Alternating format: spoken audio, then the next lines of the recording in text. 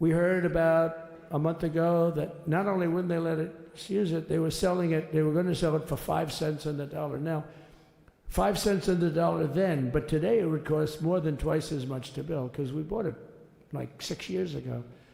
And it was just sitting on the ground, and that does not do well for the whole thing. But it was just sitting on the ground, and I heard about it, and I called the governor, and I called a lot of people, your attorney general. And here's the story. They were going to buy it and do it for 200 cents on the dollar. In other words, it will cost you twice as much, so it's 200 cents on the dollar.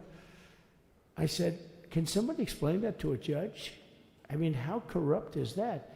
You'd think they'd say, maybe we'll sell it to you for 20 cents, 30 cents, but not 200 cents. So they were going to buy something for 5 cents, and they were going to sell it to us for a fortune. They were going to make it would be, they'd have it down that in Fortune magazine, they'd put it of the deal of the year, okay? You buy something like that. But it was so corrupt and so horrible. And when we told that to the administration, they didn't care. They just kept going forward. They couldn't care less. And they kept going forward. They knew that buying it, you would have paid probably 50, 60 cents, who knows. But they were going to use it for scrap metal, but then they made a much better deal. They could just buy it and sell it to us for 15, 20 times what they paid. 20 times, think of it, like 20 times what they paid. And we wouldn't let it happen. And the governor with his attorney general, Ken Paxton, they made a fantastic, they're a good lawyer. He's pushed around pretty good by people, right? I said, you got a great attorney general. They should leave him alone. He was with me. But Ken and the governor went to court, and a judge actually became incensed and actually called for an investigation. How could a thing like this happen?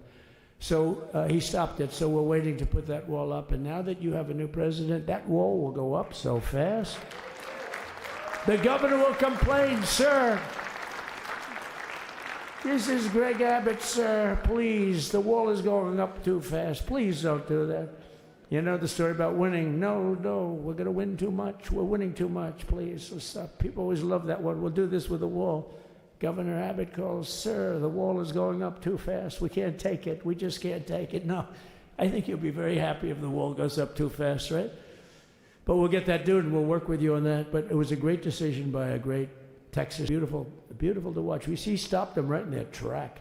I mean, they were literally loading this stuff onto trucks. It was terrible. Honestly, it was terrible. And he wouldn't take it. So I'm so glad I mentioned that they have a really good governor in Texas. And I swear, I didn't know he was here. I swear to you, it sounds like a setup. I didn't know you would end. Did I get lucky? I said the right thing. Because there have been moments when I wasn't so happy with him, you know? But not too many, I can tell you that. So anyway, it's good to see you too, Governor. Great. But I just want to thank everybody. You've been incredible. I recognize so many of you. It's so crazy. But this has been a long journey. This was a journey that started in 2015, probably started 20 years before that. People used to say, you're going to run for president? You're going to run? And I always said, no, I don't want. And then one day I said, let's give it a shot. And what I talked about then was the border, too. I think it probably was the number one issue for me.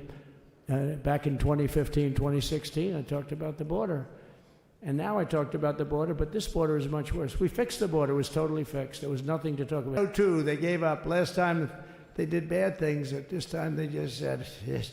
You know, I don't know if you saw, Mr. Speaker, in Washington, they had placards. They were all set to march. They thought it'd be closer. A gentleman asked me, a very respected gentleman asked me yesterday, how come the polls were so wrong?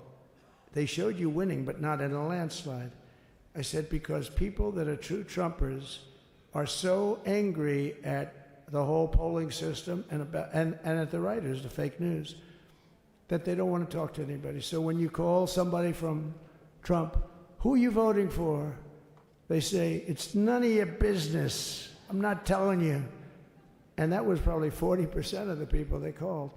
So they would discard that one, and they didn't show that. And then when the election happened, you know, the vote came, and it was much different, much higher than, we're going to win, but they really thought, they couldn't believe, the one man said, I mean, it was so much higher. We won all 7 swing states. We won the popular vote by millions of votes, which is hard for a Republican.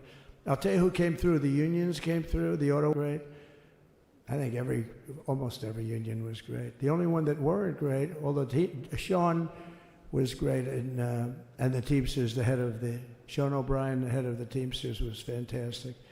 But generally speaking, the head of the union was against Trump, but the union would be with us for like 85%. Look what we did with the auto workers in Michigan. Look what we did with the Teamsters. The Teamsters were unbelievable. They were a solid Democrat vote, and they voted for Trump. So we had a great experience. Now we have to go to work and get it done, because we have to do something that's going to be great. We're going to turn our country around, and we're going to turn it around. So, Governor, take care of yourself. You call me, we'll start working. You know what that means with him? He's going to be calling me tomorrow morning at about 6. And I said, how about next week? You call me and we're going to get it started real fast. We'll really help you a lot. You've done a fantastic job protecting something which it's not supposed to be for the states. And amazing job you've done. Thank you very much. And I want to thank everybody. And I have a First Lady who's been incredible. She's been incredible. I shouldn't say this. I'm going to get hell when I say this, but her feet are absolutely aching. You know, those heels. We thought we were leaving. We were going home. Sir, would you be able to go down and say hello to some of your other fans that are here? I said, oh, I didn't know that. Wow. Did you get to see pretty clearly the picture, I hope? Good. That's good. But because you wouldn't want to make the same speech again, right? But she said, darling, I love you so much, but my feet are killing me. I said, honey, let me just see how far it is. I asked the person. Oh, not that long, maybe 400 or 500 yards. That's 5 football fields. I said, can you make it? She said, we're going to make it no matter what. We're going to make it because we have to get, right? Right? And then we went out to the helicopter, though, just prior to this, and said goodbye. And it's a custom, and the wind is blowing like crazy. And with the hat that she's wearing, she almost blew away. We almost lost off her. She was being elevated off the ground. She almost blew away. No, so we all appreciate it, because she's been a great First Lady, a beautiful and a great First Lady. And they love our First Lady.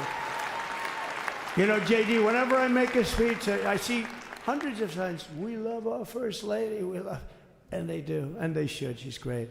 So I just want to thank you very much. I just want to thank everybody. And I felt that, I said to JD, should we give him the A treatment, the B treatment, the C, the D, or the F? You know what the F is? Hello, everybody. Thank you for being here. Bye-bye. I gave you the A+ treatment.